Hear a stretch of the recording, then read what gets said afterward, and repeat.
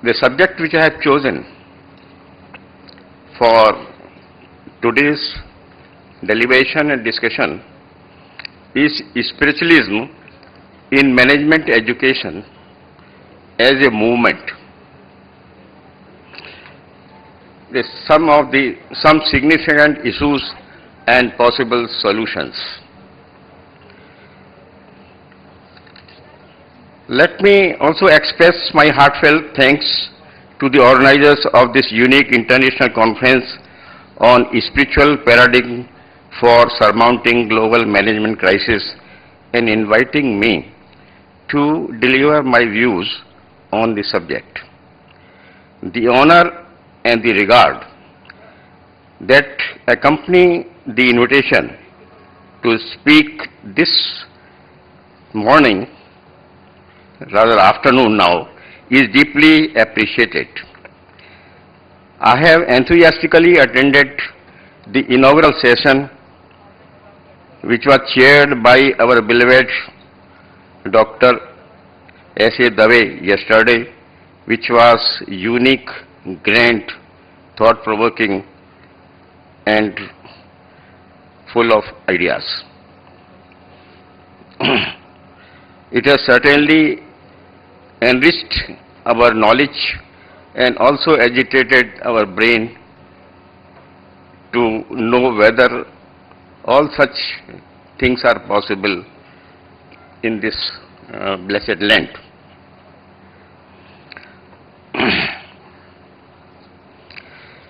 The conference has been organized in a beautiful campus, beautiful surroundings, tastefully decorated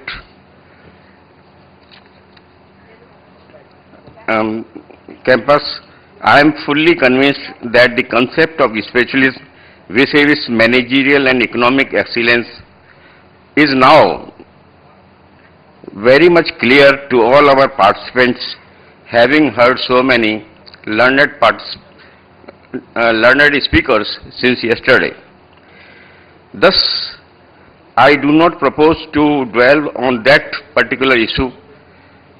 It has been repeatedly mentioned by almost by one and all, and I will not be able to contribute any further on that except to say that I, for one, is fully convinced about it. So also my friends will be there.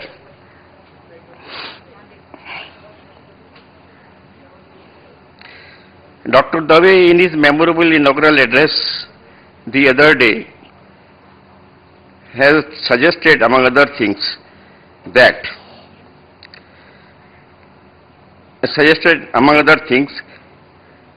a candid and bold recommendation for introducing this theme to be taught among all management schools across the globe under whatever name they wish to use. I also join our mentor and guru, Dr. Dave, and other distinguished speakers who have preceded me to heartily compliment them and will try to express my own ideas how we can facilitate the entrance of the management education in our institutions within the country and outside, and what type of problems or issues we are likely to face.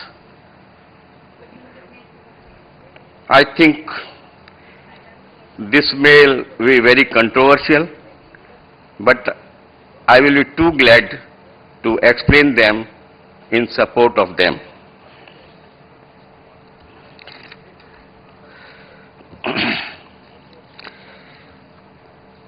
The first and foremost issue in my mind is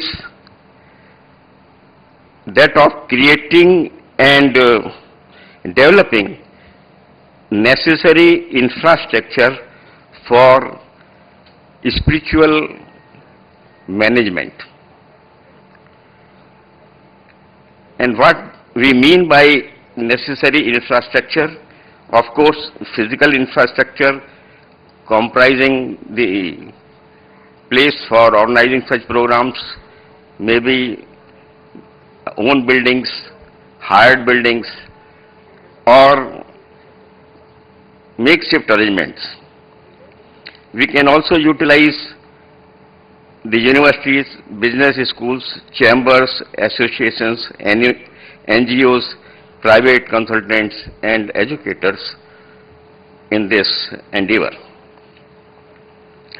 The second point, according to me, which requires much more attention by all concerned, is human resources needed for the purpose. By human resources, I mean the trainers and motivators accustomed and expert in this newer field, although not in that sense that it was not known, but since we are putting it into as a tool of education through the medium of schools and management institutes, in my opinion, we will need to identify such appropriate human resource which with appropriate skills and enthusiasm to conduct such programs.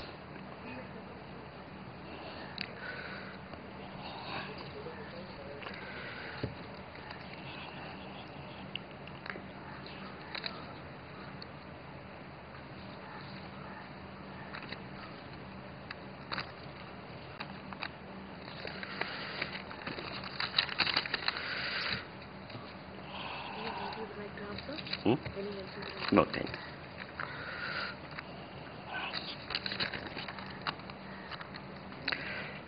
We will also need the necessary education material or manuals in simpler forms so that they can be taught and also understood easily by all and sundry. The complex juggleries and other high-sounding words, they should not frighten our people. And for that purpose, some special efforts will be required for developing the appropriate literature in the shape of manuals, books, and self-study materials. Another thing which will be required is to popularize this concept is to organize periodic meets for mutual learning through exchange of experiences and issues faced by those engaged in this task. Another issue is networking with the resource providers and users like government, universities, institutions, chambers, representative bodies, development agencies, as also the employees, the ultimate beneficiaries or entrepreneurs themselves. Another issue, according to me, is creating and dissemination of the body of knowledge so created through research, training, case studies, periodic workshops, to provide, to make them available to the users of such programs on inexpensive basis. When all these things are envisaged, then the main bottleneck comes about finding the financial resources.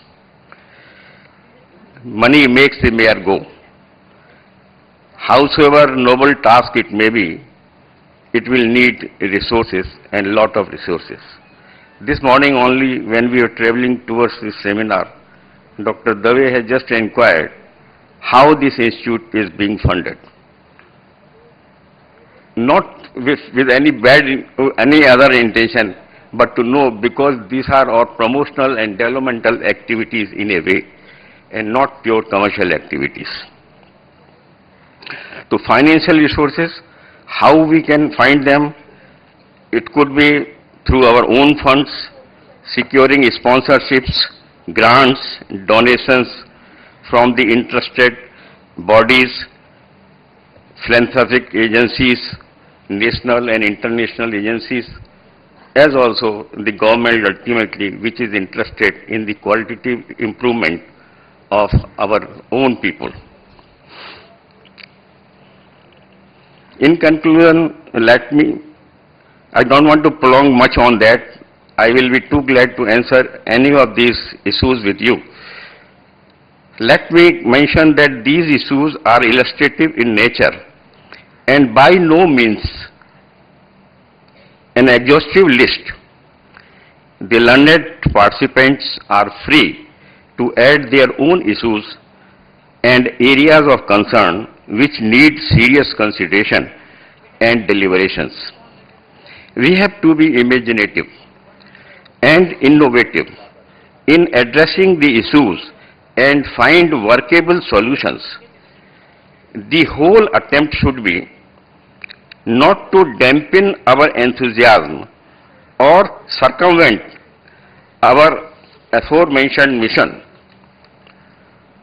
Dear friends, the conference papers and presentations also contain very rich ideas which can be fruitfully utilized after due analysis and deliberations, and we might concretize some of our ideas raised in my presentation in a workable model. There is a famous saying by Victor Hugo, who's rightly said, every idea has its time. We need not worry for the time frame, but it should not be indefinite. But we should work it with patience. Like any other management study that is accomplishing desired goals, judicious and efficient use of the available resources, immediate planning, organizing, directing, controlling, etc., which are the basic principles of management, we have also to achieve our mission by resorting to them with the same spirit and fervor as this conference has been organized. Let me mention that a journey of 1,000 miles begins with a single step. This is a famous saying of Lao Tzu. We should appreciate the efforts which have already been done by this great institution under the leadership of Professor S.K. Singh, if I am permitted to so, and his team of dedicated workers in this institute, and the person who has been identified as the soul behind this concept is Professor Sandeep Singh. Although he hardly knows me, so I, but they all deserve our compliments. Although we are now retired persons, to an extent maybe fossil and docile, but every elderly person always extends some blessings. We are there to extend our helping hand as also blessings in your noble endeavor. This is what I have to say, and I will be too glad to answer, reply, elaborate any of your queries or doubts. Thank you very much for your patient hearing.